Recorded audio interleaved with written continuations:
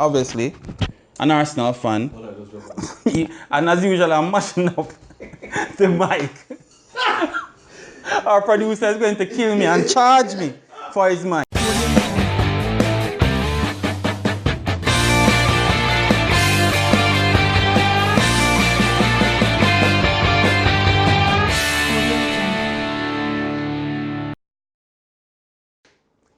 Welcome to the Realest FC's preview show, where we will preview top 6 football matches from match day 4 in the English Premier League. Again, we have our wonderful pundits, Richie and Rapper, who have different sensibilities. One a Chelsea fan, one a Liverpool fan, and me, obviously, an Arsenal fan. And as usual, I'm mashing up the mic. Our producer is going to kill me and charge me for his mic. Thank God for editing. So we have some wonderful matches coming up this weekend. Which are the matches that you're looking forward to most this weekend? Everybody's looking forward to the match. Arsenal. Which one? Arsenal, Tottenham. That's not going too tough. I don't know how I feel. I don't know how I feel about Arsenal playing the marquee match two weeks in a row. I don't know, but with Tottenham, we always rise to the occasion. So guys, we're going to jump into it. Not always. Well, we're always a part of the occasion, not necessarily the star of the occasion.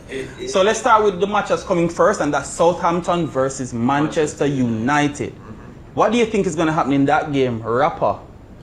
I think Man United. Bear in mind, it's away from home. To be quite honest, I still have hopes of Man United in this game. I still do. It's hard to look at a top 4, a team with this much quality, a top 4 team, and not have expectation against Southampton, right? And I know I could be putting my foot in my mouth when I said this based on their performance last week. But hold on. I don't think Southampton is a Crystal Palace. I don't think they have the Roy Hodgson manager behind them. Roy Hodgson uses his experience to prepare for a Man United team. I don't think we're going to see that against Southampton. So I think Man United will come out on top on this one. I have more confidence from them in this game. But again, foot in mouth situation. You never know. You never know. Richie? Yeah, I mean, you never know for real, because let's face it, I've said it before, this United team is not settled just yet. The Southampton team has not been really changed up over these couple of years, so they know each other, they know how to play.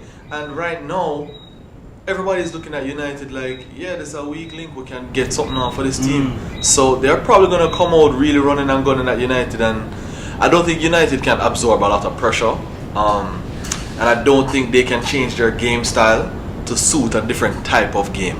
So if they're not counter-attacking, then United kind of look like a dead duck. You know what I mean? Yeah, Southampton versus United. I think United will come out on top, but I don't think it will be anything extraordinary. What kind of score we're looking at? I think maybe a 2-1 scoreline. 2-0. I don't think Southampton is going to find it. Oh wait, will they get a penalty this weekend? Who will take it? VAR. I'm just saying. All right. Maybe they should start putting David De Gea to take penalties. Yes. Come on, no, that's an extreme. Well, it can't get worse than missing. Wee! Alright, so just to bring it to your attention, and we did it last week, just to remind you, we have a wonderful sponsor in Top Rock Sports. Top Rock Sports is going to be giving away prizes to persons who subscribe to the Realest FC.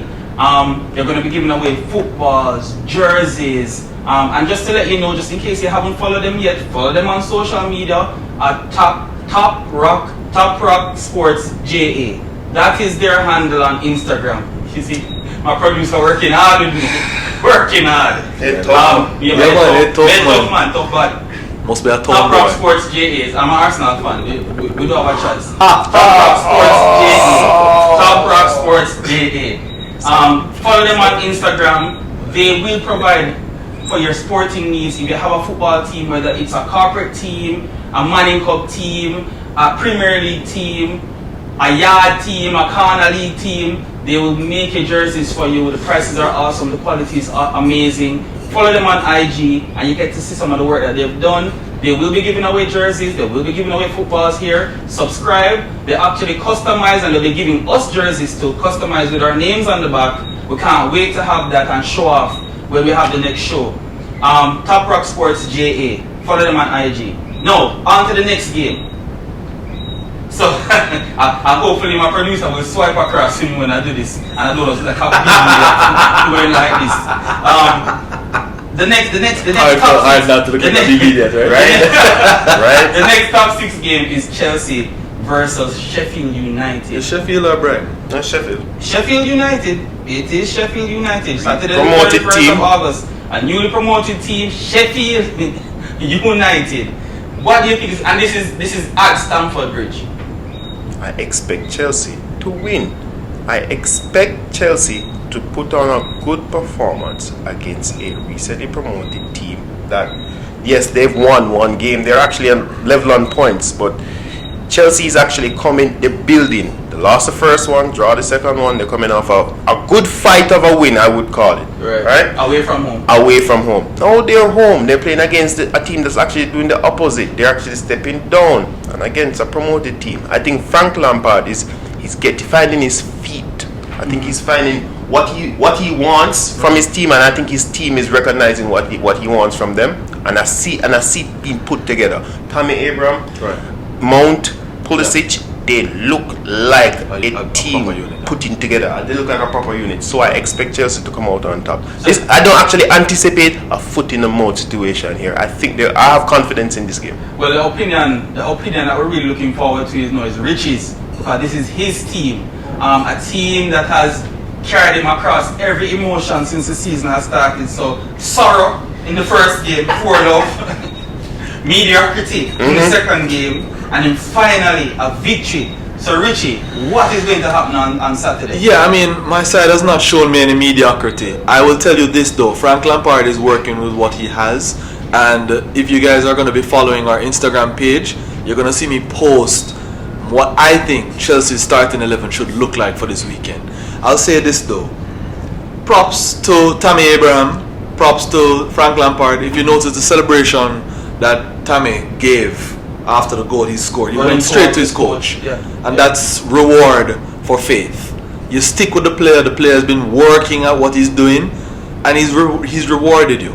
You didn't have to wait 5 games for the reward. He gave you 2 goals in the game and they won. So I think we're going to come out with the same ferocity in the next match. Yeah, it's not going to be a cakewalk. I don't think any game really is a cakewalk, but put it together properly. I would love to see Willian and Pedro start.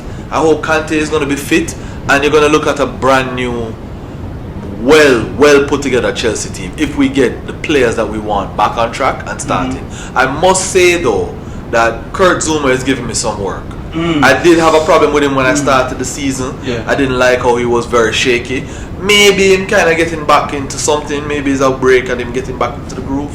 But I appreciate the work he's putting in for Chelsea right now. So I'll work with him. And yeah, I expect to see a proper Chelsea team come out. And I don't want to say going dismantle aside, but may I expect 3 love. Yeah, and I think sometimes we exaggerate. Based on a few results. In all honesty, if Chelsea wins this game, they're on 7 points. They're right in the mix with everybody. 7 points is not bad at all after 4 matches. Bear in mind, everybody thought that it'd be doom and gloom with this transfer ban, and they'll be and how they started as well. They'll be quite fine. They'll be quite fine. The next match, though, Richie, I'll start with you. Is Manchester City versus Brighton and Hove Albion. Again, another team with an epic name. That means absolutely nothing. It means 6 love. So tell me what you think. Well, someone has start with you already. No, we should start with you in that case. But Man City versus Brighton. I mean, let's face it. Manchester City is really playing top of the game right now, and believe it or not, they're already chasing Liverpool in the league. So I'm fearful for Brighton. I remember last season when Jose Mourinho, I think, was criticized by saying he thought Brighton was coming up with 2 teams. It was Brighton and Albion. So he thought there was 2 teams in one. They will need 2 teams in one to come out and face this Manchester City unit. I think how the system is set up right now at Manchester City by Pep, it's almost flawless. It's working to a perfection that it's seamless how the players go in and out. So their free movement, the running of Raheem Sterling, the finishing of Kun Aguero. I mean, they're not even missing Jesus right now coming off the bench. They're just really dismantling teams. So yeah, let's see if the hiccup at Tottenham is now going to be glossed over by a series of really good results. That's what they do. Rapper, is it? How can we refer to the match against Tottenham as a hiccup? I don't think it was a hiccup for Man City as much as it was Tottenham. Playing ball. Playing good football. I think they were confident. I remember that game distinctly. I remember they played as if this is not a team we're supposed to lose to. Right. And I think when you approach a situation like that, you can get the best out of it because it boosts everybody around you. If you show up like you don't have to lose, chances are you don't have to lose. Yeah. Now, as far as this game is concerned, I don't see why we need to spend more than 10 seconds describing Manchester City playing at home against any team outside of the top 5. City will beat up a small side. Moving on. Okay, moving on. Moving on. So let's jump to, well, I guess another 10-second review game. Burnley versus Liverpool. But it's Burnley versus Liverpool away from home. Liverpool is away from home this match. Rapper. Burnley is actually a tricky team. Sean Dyche, their coach, he knows how to prepare his team for the top 6. He's been doing it for a good while now. It's one of those teams that on the day, it reminds me of what Crystal Palace did to Man United just a weekend past. They can prepare themselves for your play. And let's face it, Liverpool's play, although it is very effective, it's also a bit one-dimensional. We don't go through the midfield, we stick to the wings, bypass your midfield altogether and put your full backs and your centre backs against two of the best strikers on the planet. Right. I believe Sean Dyche is going to do a bit what Crystal Palace did. They're going to play. They're going to try. They're going to try and hold those two wide players, keep them at bay, and say, all right, push it through the middle.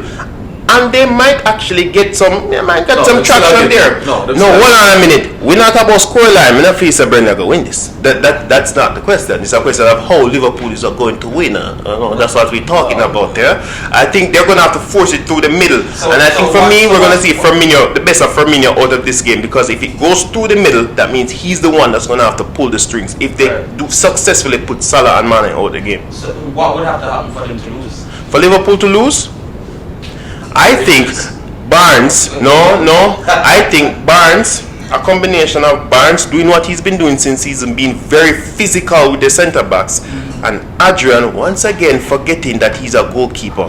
Barnes being physical with who? With Virgil van Dijk. No, with Matip. With Matip, not Virgil van Dijk. It won't work with Virgil van Dijk. But if they put pressure on Matip, I've seen Matip falter. I've never seen Virgil van Dijk falter, but I've seen Matip get shaky if you really get physical with him. And I think if they truly just test Adrian, just test him, he's not that strong. There's a reason. I keep telling you, they got him from a 6th division Spanish side that he wasn't even signed to. He was just training with them. The man is filling a role. He's shown that he can be beaten. Test him. If they test him, you never know. But I still think Liverpool will come out on top of this. Well, that brings us to... No, we're just going to skip over. Yeah, we're going to skip over. No, hold on, but didn't you just skip... No, I started it because... No, the thing is, I just can't, I don't know. I'm not here right now. Oh, sorry. I mean, Liverpool versus Burnley. I'm sorry. I just think that this is not a 10-second review because Burnley's going to get 4... 10 seconds. What? Burnley's going to get 4-1. And Liverpool is going to give them that one goal in the 90th minute. Just so they don't feel bad. Adrian is going to give one. Yeah. Adrian gets one goal and kicked off and forward. You guys are... Any surprise? Can I be the devil's advocate as per usual? Sure. Yeah, Burnley going to hit them on the counter. I've seen Barnes take some wonder strikes and he's pretty good at it. He kicks a clean ball. You know what I mean? So, yeah man, give him one shot, one goal. So lock it. And lock it. Locking it against Liverpool. Easier said than done. So, as I said before, let's be out of the box. Burnley, one love. Well, yeah, that's true because I'm sure Dyche is sitting on right now. He's not saying we're gonna lose this game. He's saying. Want some water, bro? Yeah, I actually do. Okay. It really doesn't make a difference. Burnley, one love, man. I'll stand back. I'm sure Sean is not sitting on saying. No. We're going to go into this match losing. So Arsenal at the Emirates against Tottenham Hotspur. Alright, so I'm going to ask specific questions now. Which Arsenal team is going to come out? We'll ask you that question. I want to hear you on this one. At this point, I have no idea what Unai Emery is going to do. I would have dropped Xhaka. I would have started Lacazette for sure, and I would have also started Torreira in my midfield. Torreira have to start in my midfield. So people, if you want to see Naturalus post his preferred pick for Arsenal starting 11 on the weekend, please comment. Drop a like, comment, and just put it in a comment. I wish I was the coach. I would pick the best 11. We need to see what Arsenal's best. Did Lacazette play? He came on and was haggling the back line. But I mean, this is after we're under.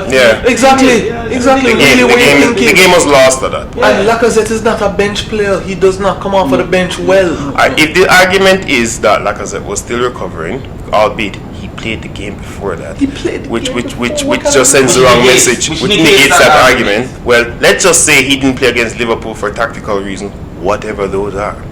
We expect him to be fit, and this is Tottenham. You play your best team against your biggest rival. Agreed. Now, as far as what's going to happen this game, both teams are coming off losses, but I think Arsenal has a bit more confidence. Arsenal lost to Liverpool at Anfield. Tottenham 3-1. It's not a pretty score line, but you lost to Liverpool, the team that most people think will finish first or second. Tottenham lost to Newcastle at home. In the new stadium. No, that don't look good, and not to mention how they lost. They lost with what I consider their best midfielder on the bench. It's sending out mixed signals to the fans as to what to expect from Pochettino. We're looking at these new signings, only one of them showing any form of quality, the other one came on and did absolutely nothing. And when I look at Arsenal now, Arsenal seems to be on the way up. Yes, they lost the last game, but I don't think there's a single Arsenal player or fan that's looking at this game and saying, I'm measuring myself by what happened here. We got beaten by a superior team at their home. Tottenham got beaten at home by clearly an inferior team. I think Arsenal have the advantage going into this, and I actually expect more from them. But Richie, was Ceballos off the boil? When I say off the boil, off the pace at Liverpool? Because you realize that the game was kind of faster than Ceballos. Different game for him now. He was introduced to British football in that. He got his introduction. Full introduction now, and now the Santi Cazorla myth that he's come to take over is being tested. No, he's not. He's more of a matter. No, hold on now. There are already memes, as Vegas would call it. There are already memes with Santi Cazorla handing over the crown to I saw the okay then, so don't try. Are you serious? Don't try and don't play it like they haven't already called it the next one. All I'm saying is it's different. So as usual, people, I'm going to throw a wrench in this, because Arsenal has never been that team to me that has the backbone to back up all of this thought that everybody giving them. Tottenham, on the other hand, just lost embarrassingly and have a point to prove. It's about level as it stands. For what Spurs is supposed to be, you would think that Spurs would have been. You have any further back? But the thing is, with Spurs, one of the problems with Spurs is that everybody's advocating for Spurs to be the next big side. How are they the next big side? I don't get it. So why is this thing where the entire media is praising Spurs and saying that Spurs is such an awesome team? They really aren't. No, Spurs is a good team. They're a good team. They're not as good as everybody's saying that. Do you think it has something to do with the stadium? It has something to do with Champions League final as well. No. I think that goes up. I think 3 years that English pundits have been saying that Tottenham Hotspur is the next. Maybe it's the number of players that they use. I don't think people have been saying that they are the next big thing. I think even if there's any team apart from Man City that has carried expectations, it would clearly be Liverpool. Not to be biased, but I think with Spurs was never the top four. I didn't grew up watching football as Spurs are part of the top four. So I think the hype around them is more about, apart from the clear top four, which team is showing that they can break that hold. Yeah. It's been Spurs. No, but I think why? But what? because they've broken into the top four. They've made use of their Champions League place by getting to the finals, albeit it was a boring game that they lost. Right. So they're showing that when we get the chance to play at the highest level, we will play. The problem is they ain't winning. So they're becoming, I know somebody out there going kick me for saying this, they're becoming the next Arsenal. Amen. Then just take a position in a top 4 and not with it. So thanks again for joining us here on the Realest FC. Click the notification bell and follow us on social media on Instagram or Twitter at the Realest FC. See you next time.